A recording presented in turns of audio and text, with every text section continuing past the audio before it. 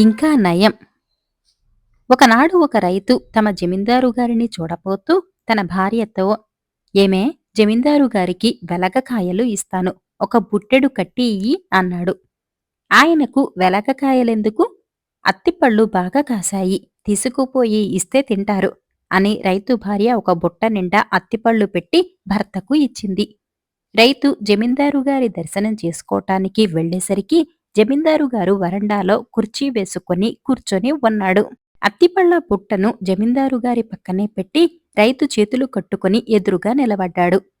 జమీందారు గారు బుట్ట పైమూత తీసి అత్తిపళ్ళు చూసి ఒక పండు తీసి గురిగా రైతు తల మీద పడేటట్టు విసిరాడు. అత్తిపండు తలపైన పడగానే రైతు, ఇంకా నయం అన్నాడు. జమీందారు గారు దాదాపు అత్తిపళ్ళన్నింటినీ రైతు తలపైన విసిరాడు. ప్రతిసారి రైతు ఇంకా నయం అనటం జమీందారు గారికి ఆశ్చర్యం కలిగించింది. నేను నిన్ను అత్తిపళ్లతో కొడుతూ ఉంటే నువ్వు ఇంకా నయం అంటావెందుకు అని జమీందారు రైతును అడిగాడు.